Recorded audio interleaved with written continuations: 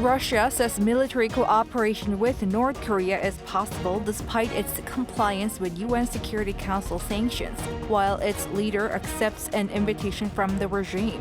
Having met Putin, Kim Jong-un now heads to KOAFEC to look around an aircraft factory.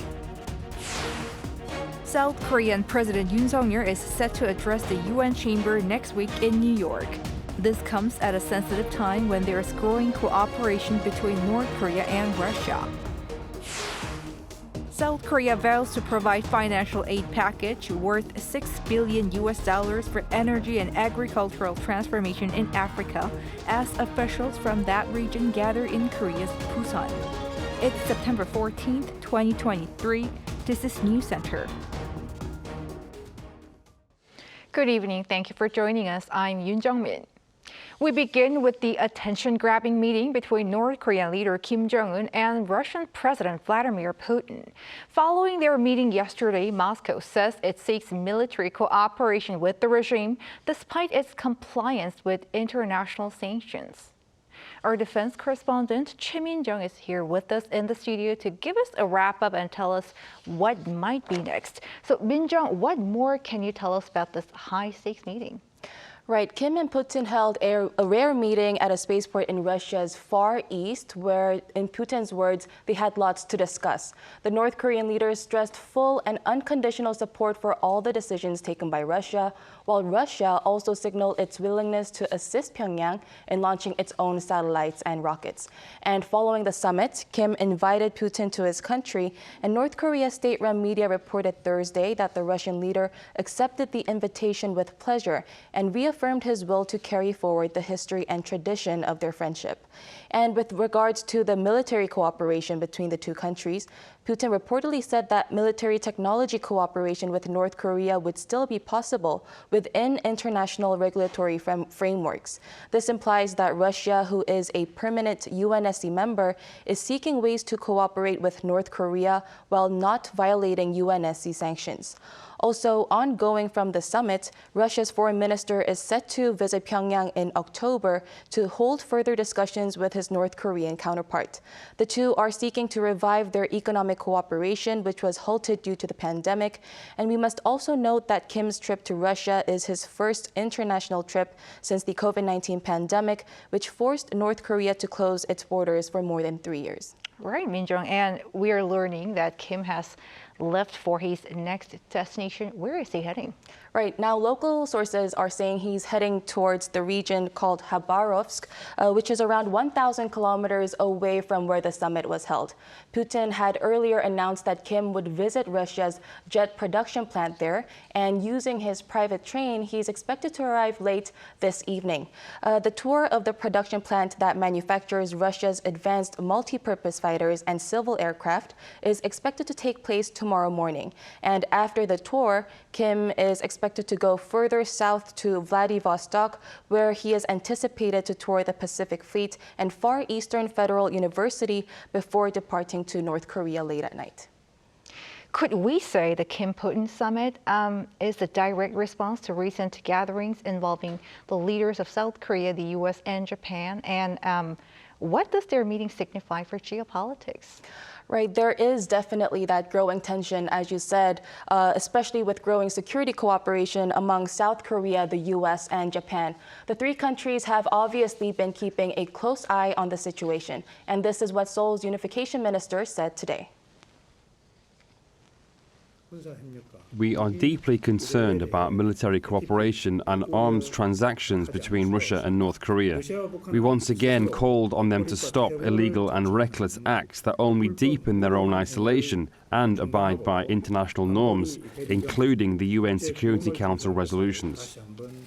The Biden administration has remained consistent with its message, which is basically that any new arms deal between Moscow and Pyongyang will lead to, quote, repercussions. It also urged North Korea to not support Russia's invasion of Ukraine. Let's take a listen.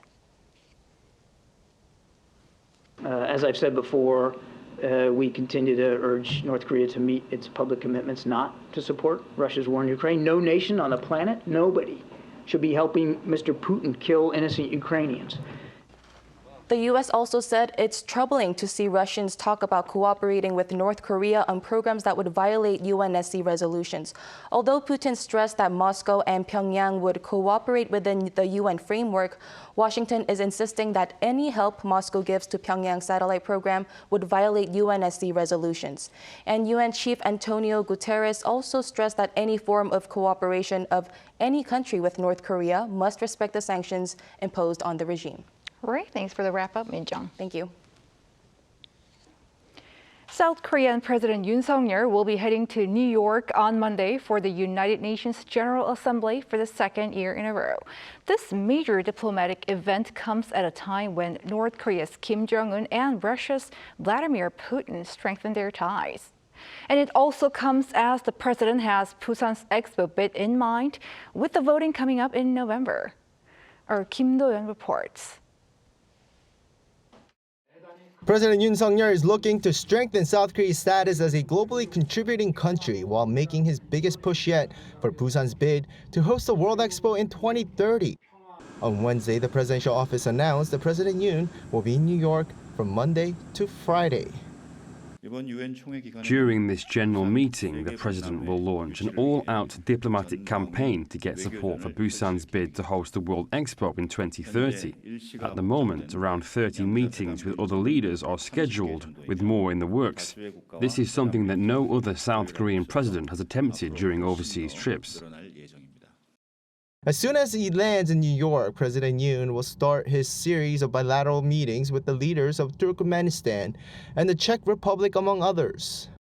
On the second day, he will meet with his Ghanaian counterpart as well as UN Secretary General Antonio Guterres. A number of bilateral sideline meetings will happen in between, including with 10 countries that South Korea never has met before one-on-one, such as San Marino and St. Lucia. The third day will be when Yoon speaks to the UN General Assembly. President Yoon will promise to the world continued enhancement of official development assistance to close the global development gaps, support to reduce carbon emissions and the transition to clean energy in climate-vulnerable countries, and for South Korea to be responsible for the world enjoying the benefits of digital technology. Kim also explained that Yoon will have the opportunity to share South Korea's vision as a non-permanent member of the UN Security Council for 2 years starting in 2024. On Thursday, he will be returning to New York University's Digital Vision Forum, as last year he was there to emphasize the importance of digital technologies in contributing to the expansion of freedom. He is expected to re-emphasize South Korea's taking the lead in creating regulations for fair and equitable access to digital assets. On his last day, he will wrap up his stay in New York with meetings with the leaders of the Pacific Islands. While the top office's focus may be on winning votes at BIE for Busan's bid to host World Expo 2030, it does come with the backdrop of North Korean leader Kim Jong-un visiting Russia's Vladimir Putin, with the two strengthening military cooperation. An official says the public can expect an appropriate analysis and message for the two in Yoon's speech to the UN General Assembly. Kim Do-yeon, Arirang News.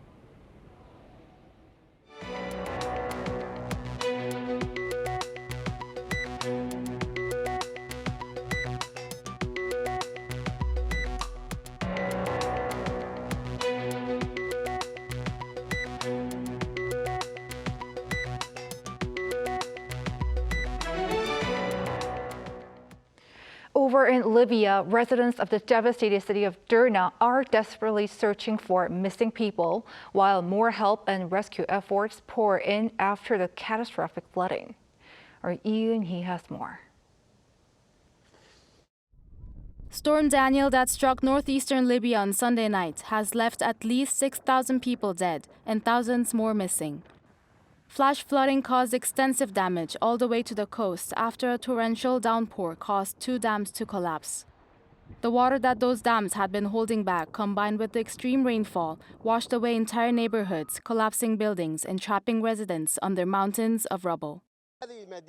This entire city has been annihilated. There are victims still under the rubble, and some are in the sea. There are bodies buried in mass graves because the cemeteries are full. Derna Mayor Abdelmenam Al-Gaithi told Saudi-owned Al Arabiya Television the estimated number of deaths in the city could reach between 18,000 to 20,000, based on the number of districts destroyed by the flooding. Scientists say that climate change may have increased the severity of the storm that caused the extreme weather event. The state alone cannot handle this. We need to be clear about that. Our resources are limited. Many have come forward to help with what they can, but we are looking for help from organizations like the United Nations. In response, the UN Disaster Assessment and Coordination System has dispatched an emergency response team to help with response and relief efforts. The UN has also allocated $10 million from the Central Emergency Response Fund to support those affected. The World Food Programme is sending food aid to over 5,000 affected families. Storm Daniel is yet another lethal reminder of the catastrophic impact that the changing climate can have on our world. I call on all Libyan political actors to overcome deadlocks and divisions and to act collectively in ensuring access to relief. The European Union says it will provide €500,000 in immediate humanitarian funding, while countries such as the United States, United Kingdom, Egypt, and Turkey have also vowed to provide support. Yoon, Arirang News. Back in this country, Korean and African officials gathered in the city of Busan to address economic cooperation, during which Korea pledged $6 billion in financial assistance for the African continent to promote energy transition and agricultural transformation. Our business correspondent Shin Ha-young reports. Economic ties between South Korea and Africa can develop into a powerful alliance. That's according to Seoul's finance minister on Wednesday in his opening speech at the 7th Korea-Africa Economic Cooperation or KOAFEC Ministerial Conference, with a biennial event held for the first time in 5 years due to the COVID-19 pandemic. The importance of South Korea and Africa in the international society has significantly increased. I'm confident that if South Korea's advanced industries and Africa's growth potential are combined, we can become the most powerful alliance in leading the recovery of the global society. Under the theme of just energy transition and agricultural transformation in Africa, representatives from 38 African countries gathered in the southeastern port city of Busan to discuss ways to bolster economic cooperation. As a part of the joint declaration by South Korea and Africa, action plans for the next 2 years were announced. The plans include Seoul's $6 billion financial aid package to support various projects in Africa, with a special focus on energy transition, agricultural, and education projects. Both sides agreed that insufficient electricity supply has delayed Africa's economic growth and industrialization. In response, they decided to work together to develop infrastructures such as power generation facilities, as well as dealing with renewable energy and energy efficiency. Africa has huge amount of renewable energy, and this will allow us to be able to support that. And in that sense, Korea is already supporting Africa through the Korea Trust Fund to actually prepare a study that will allow Africa to be able to consider the manufacturing of solar panels in Africa. That will help also the energy transition in Africa. So it's a big component. For agricultural innovation, initiatives will involve smart farming, the adoption of modern agricultural technologies, and the development of rice supply chains. On the sideline of the conference, South Korea and the African Development Bank held a signing ceremony for Seoul's commitment to increase its support for the KOAFEC Trust Fund. Under the agreement, it will provide an additional $24 million to the AFDB as part of the $6 billion financial package. Both sides agreed to further develop the economic cooperation discussed in the KOAFEC Ministerial Conference as groundwork for meaningful outcomes at the South Korea-Africa Summit in Seoul in May of next year. Shin Ha-young, Arirang News, Busan.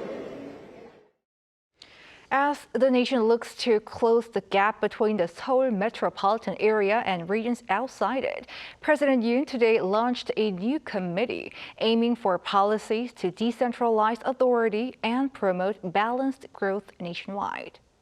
Our correspondent Oh Soo-young with the details. South Korea will establish new locally driven special zones throughout the country, offering more attractions for firms and younger workers to narrow the gap between the capital area and the country's regional economies. On Thursday, at the southern port city of Busan, President Yoon announced the launch of the Presidential Committee for Decentralization and Balanced Development. The gap between regional economies and the country's metropolitan area, comprising Seoul, Incheon and Gyeonggi-do province, has been widening significantly over the past 10 years, to 5.6 percentage points in 2021. To build a basis for bustling ecosystems across the nation, local governments will be able to establish 4 types of special development zones with greater autonomy to initiate distinctive policies, compared to previous special economic zones that were driven by the central government.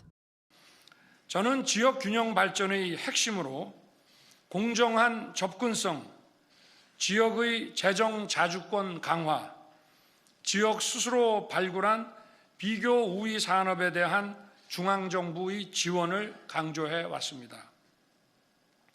그리고 저는 교육이 지역 발전의 핵심이라고 역설해 왔습니다.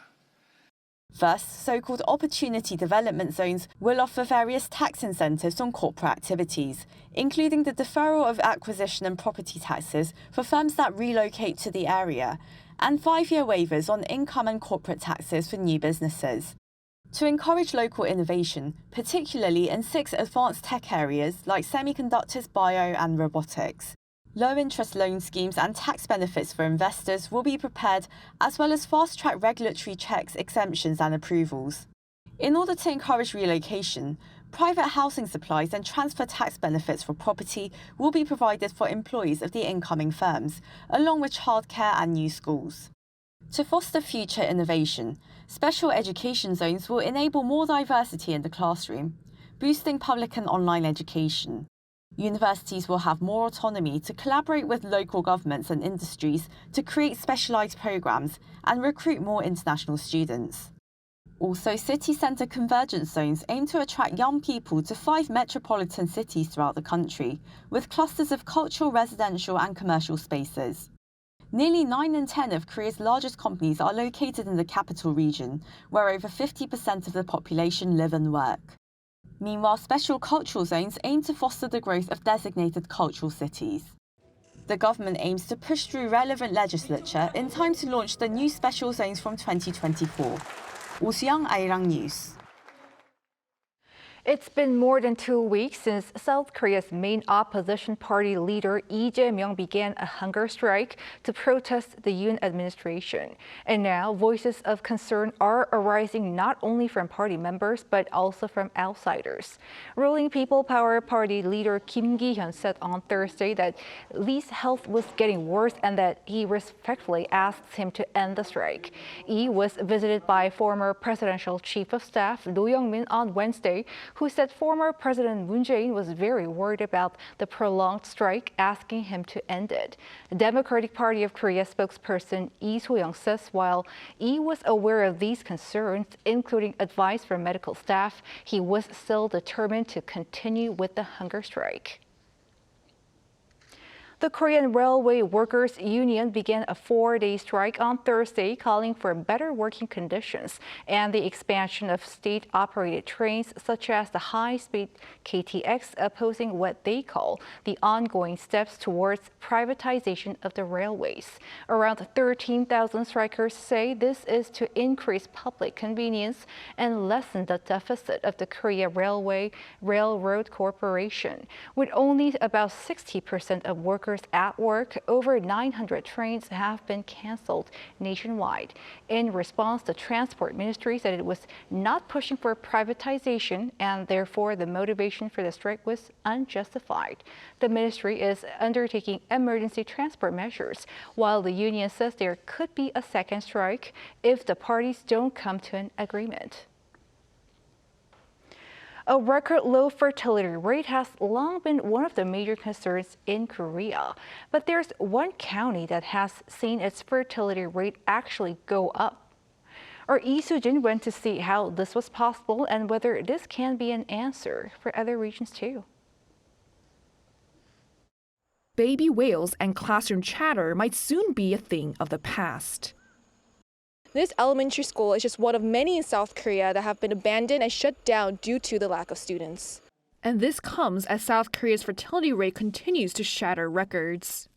The nation's total fertility rate, the average number of children expected per woman, tumbled to a record low of 0.78 last year. As of 2021, South Korea is the only OECD member country where the total fertility rate is less than 1. And this year's fertility rate for the second quarter fell further to 0.7.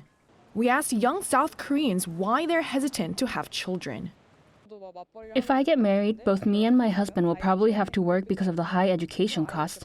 But if there's no childcare center that I can trust, it might be better to just not have children. The reality is that raising a kid is costly because of the high education costs. But there are still areas in South Korea where fertility rates have actually gone up. This county in Gangwon-do province has a fertility rate that greatly exceeds the national average. Let's go find out how it has achieved this. We met with the mayor of Hwacheongun County who told us that this was largely due to a decade-long effort to provide a comprehensive support system with a focus on alleviating the education cost burden. We wanted to provide equal opportunities for people regardless of their economic background, from the time the baby is in their mother's womb until the child graduates college. The county pays college tuitions of not only students attending domestic colleges, but also any of the world's top 100 universities, as long as they have parents who have lived in Hwacheon for at least 3 years. While the nation's fertility rate has been on a steady decline since 2015, Hwacheon's fertility rate actually rose from 1.2 in 2021 to 1.4 last year. During this period, a new public postpartum rest center opened. Postpartum rest centers are clinics unique to Korean culture that help mothers recuperate after giving birth. Women typically stay at these centers for 2 weeks where staff care for newborns while the mothers rest. They can cost up to around $12,000.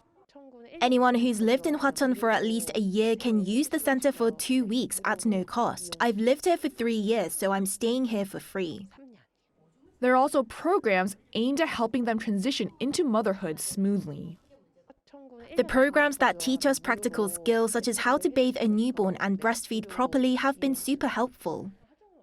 The county also offers services where elementary school students can hail a bus through a smartphone app. 주로 오는데 얼마 정도 걸려요?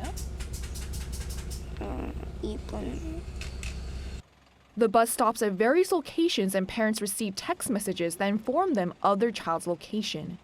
The importance of coming up with a comprehensive solution like this was echoed by one expert.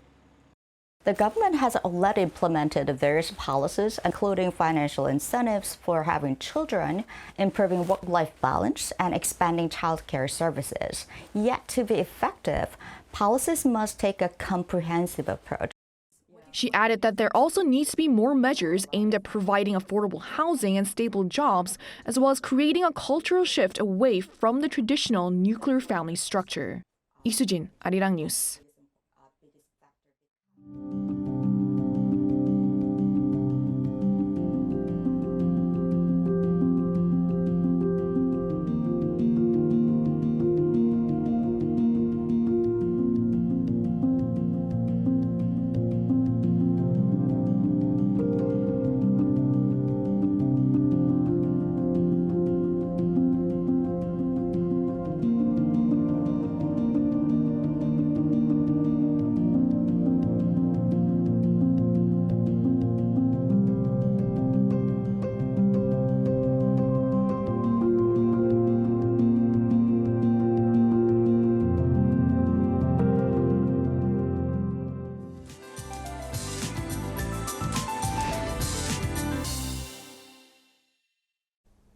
Breezier conditions are in store for tomorrow, along with nationwide rain. For Seoul, maximum temperatures will fall below the seasonal average at 25 degrees Celsius. But for the south of the country, warmer spells are expected. Places like Busan will be hotter than the seasonal norms. As for the overall amount of rainfall, heavy downpours are expected for eastern Gangwon-do province, with up to 120 millimeters expected. The coastlines of Jeollado province will see up to 100. Chungcheong-do province and the surrounding regions will see up to 80. Parts of central regions, including here in Seoul, will see up to 60 millimeters. This round of showers will last until Saturday. At times, locally heavy downpours of 20 to 30 millimeters per hour will lash some regions. For those near low-lying areas, such as rivers and valleys, please be extra careful of potential flooding. Tomorrow, Seoul and Gyeongju will be starting off at 22 degrees. Showers will continue for the daytime. As for the daily highs, Seoul will get up to 25, Daejeon 26, Gyeongju and Busan will be topping out at 28 degrees. And for the remainder of the week, the entire nation will be under rainy spells. That's all for now, and here are the weather conditions around the world.